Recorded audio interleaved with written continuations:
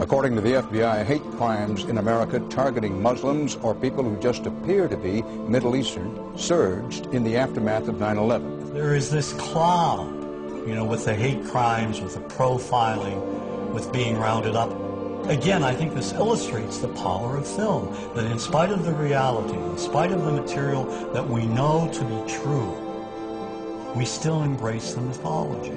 The mythology is still a part of our psyches.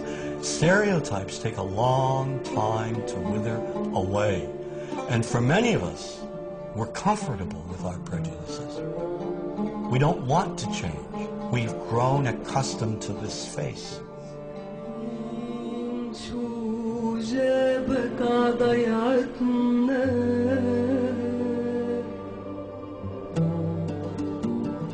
When we think of Arabs, what do we see? What images come to mind? Do we see actual people? People who, despite real cultural or geographical differences, do pretty much the same things that we do. When we think of Arab women, what images come to mind? Do we see women who laugh and play and who adore their children? Women who work in the home as well as outside? Would it come as a surprise to know that in many Arab countries, a majority of college students are actually women?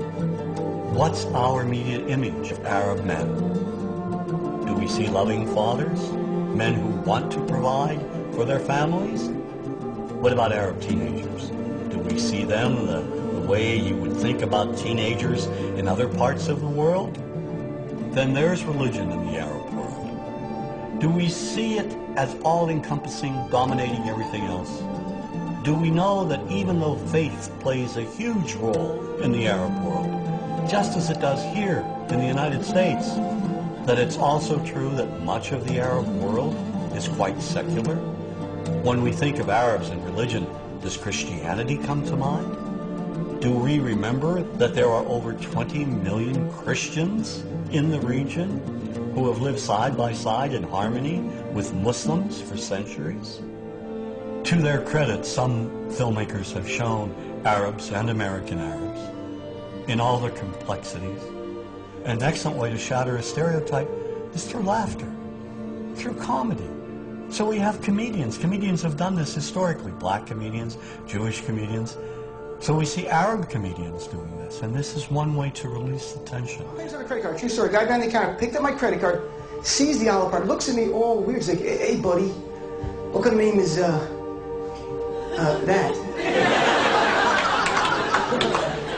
I'm like, "Well, sir, it's an Arabic name." He goes, "What does this mean?"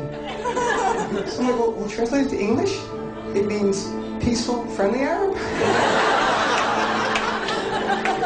But he's not happy because, what Arab country is your family from? So I showed him the most peaceful, popular one that he would like. So I'm like, we're from the same Arab country that Aladdin is from. To his credit, Michael Moore in Fahrenheit 9/11 in the DVD includes a scene with this comedy coming out. My name really is Ahmed, and I can't fly anywhere. All you white people have it easy. You guys get to the airport like an hour, 2 hours before your flight. It takes me a month and a half.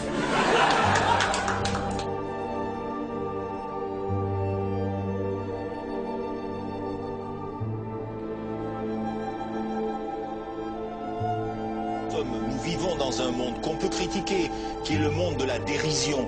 Vous le savez bien, dans les médias, je dirais, le monde de la dérision, on se moque de tout. Le fait que ça se fasse me satisfait. Parce que ça veut dire que nous avons, qu'on est libre, peu à peu... Il faut qu'on soit beaucoup plus sage que ça, qu'on rentre pas dans ces provocations. Et c'est pour ça que... C'est l'autocensure, ça, Jamel. Tu comprends ce que je veux dire? Si on commence à pas faire de dessin pour pas choquer les musulmans... Non, si on fait... Pour moi, c'est de l'autocensure. C'est la fin de la liberté d'expression. Pour moi, la liberté d'expression, la liberté d'expression et le respect font partie, sont mariés ensemble. Moi, je suis pour la liberté d'expression. Mais si je vais blesser une personne, pourquoi blesser la personne? Non, mais si moi j'ai envie de faire une caricature sur Mahomet ou sur un rabbin ou sur Jésus-Christ, il faut que j'ai le droit de le faire. Tu comprends? C'est ça la France. Quand tu sais que tu vas blesser 10 millions de personnes, pourquoi tu vas les blesser? Pourquoi? C'est la liberté, c'est ça. C'est la liberté de...